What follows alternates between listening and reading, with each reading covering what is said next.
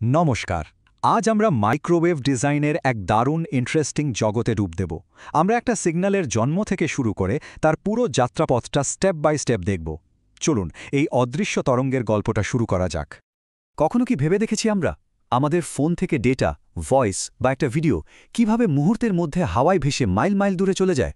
এর পেছনের আসল জাদুটা হলো মাইক্রোওয়েভ, আমাদের ডিজিটাল ওয়ার্ল্ডের অদৃশ্য হাইওয়ে। আর আজ আমরা সেই হাইওয়ে তৈরির মূল প্রিন্সিপালগুলোই জানব। তো যে কোনো ওয়্যারলেস কমিউনিকেশনের একদম প্রথম ধাপটা কি? একটা সিগন্যাল তৈরি করা। এই পর্বে আমরা দেখব কিভাবে একটা সাধারণ অর্থহীন তরঙ্গকে একটা মিনিংফুল মেসেজে কনভার্ট করা হয়। যে কোনো ট্রান্সমিটারের একেবারে হৃৎপিণ্ড বা হার্ট হল অসিলেটর। এর কাজ হলো একটা পিওর হাই ফ্রিকোয়েন্সি ওয়েভ তৈরি করা। এই ওয়েভটাকেই আমরা বলি ক্যারিয়ার ওয়েভ, যেটা আমাদের আসল ইনফরমেশন বয়ে নিয়ে যাওয়ার জন্য তৈরি থাকে। যেমন ধরুন, পুরনো দিনের রাডারে ক্লাইস্ট্রন টিউব বা এখনকার সিস্টেমে গান ডায়োড, এগুলো ঠিক এই কাজটাই করে। ব্যাপারটা এভাবে ভাবা যেতে পারে, এই ক্যারিয়ার ওয়েভটা হলো একটা খালি সুরের মতো। এতে কোনো কথা বা লিরিক্স কিচ্ছু নেই। এটা জাস্ট একটা প্ল্যাটফর্ম, যার ওপর আমরা আমাদের আসল মেসেজটা বসাবো। আচ্ছা, খালি সুর দিয়ে তো আর কমিউনিকেশন হবে না, তাই না? তার সাথে আমাদের ডেটা বা ভয়েসকে মেশাতে হবে। আর এখানেই এন্ট্রি নিচ্ছে মিক্সার। মিক্সার আমাদের ইনফরমেশন সিগন্যালকে ওই পিওর ক্যারিয়ার ওয়েভের ওপর বসিয়ে দেয়। এই ডিজের উপমাটা কিন্তু মিক্সারের কাজটাকে খুব সহজে বুঝিয়ে দেয়। টেকনিক্যালি এই প্রসেসটাকেই বলা হয় মডুলেশন। মানে তথ্যটাকে ক্যারিয়ার তরঙ্গের উপর এমনভাবে ছাপিয়ে দেওয়া হয় যাতে আমাদের মূল মেসেজটা একদম ঠিকঠাক থাকে, আর এভাবেই একটা অর্থপূর্ণ সিগন্যাল তৈরি হয়। তাহলে একটা কাজের সিগন্যাল বানানোর জন্য এই যে দুটো জরুরি স্টেপ আমরা দেখলাম, সেগুলো কি কি? উত্তরটা মনে রাখতে রাখতেই চলুন আমাদের সিগন্যালের জার্নির পরের ধাপে যাওয়া যাক। সিগন্যাল তো তৈরি হলো, কিন্তু সমস্যা হলো ওটা বড্ড দুর্বল, একটা ফিসফিসানির মতো। এত কম শক্তি নিয়ে তো আর বেশি দূর যাওয়া যাবে না। তাই একে একটা চিৎকারে বদলাতে হবে। এই পর্বটা হলো সেই শক্তি বাড়ানোর গল্প। এই কাজটা করে অ্যাম্প্লিফায়ার।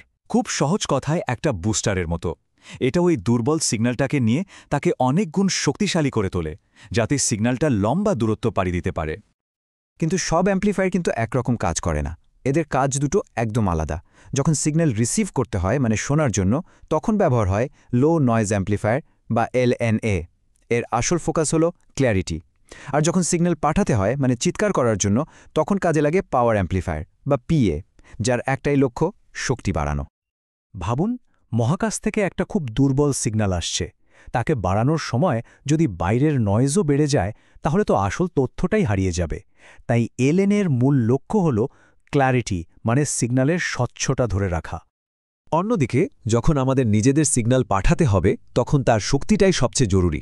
পাওয়ার অ্যাম্প্লিফায়ারের একমাত্র কাজ হল সিগন্যালের শক্তিকে একদম ম্যাক্সিমাম লেভেলে নিয়ে যাওয়া, যাতে সেটা শত শত কিলোমিটার দূরেও পৌঁছাতে পারে। আচ্ছা, এবার একটা জিনিস ভাবা যাক তো, একটা স্যাটেলাইট থেকে আসা দুর্বল সিগন্যাল ধরার জন্য গ্রাউন্ড স্টেশনের রিসিভারে কোন অ্যাম্প্লিফায়ারটা সবচেয়ে বেশি দরকারি হবে, LNA নাকি PA? চলুন একবার চট করে দেখে নিই আমাদের সিগন্যালের সফরটা এ পর্যন্ত কেমন ছিল।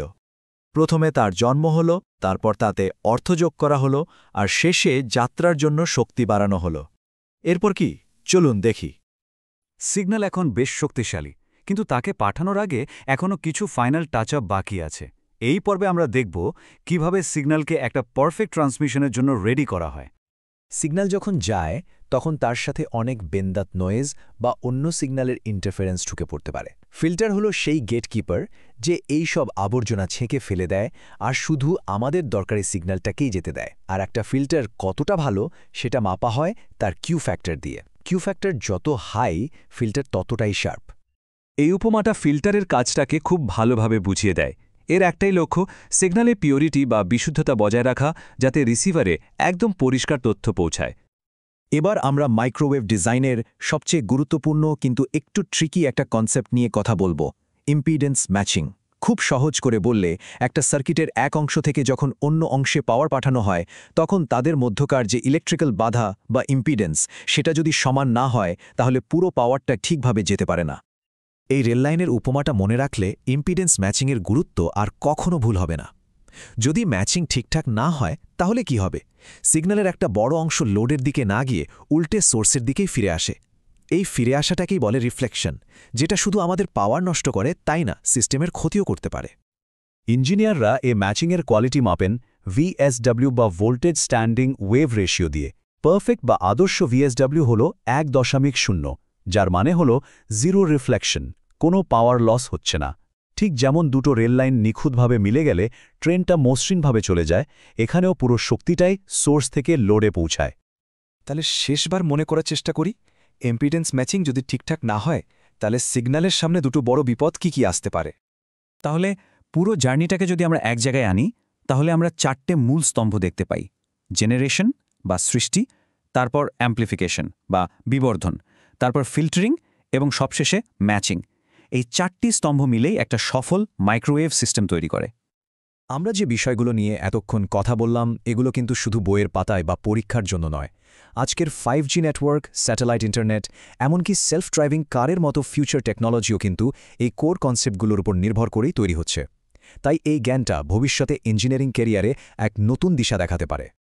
সবসময় মনে রাখবেন, আজকে সবচেয়ে জটিল প্রযুক্তিও কিন্তু এমন কিছু সরল নীতির ওপরই দাঁড়িয়ে আছে। জানার এই আগ্রহটা যদি আমরা বাঁচিয়ে রাখি, তাহলে পরের বড় ইনোভেশনটা হয়তো আমাদের মধ্য থেকেই কারো হাত ধরে আসবে। ধন্যবাদ।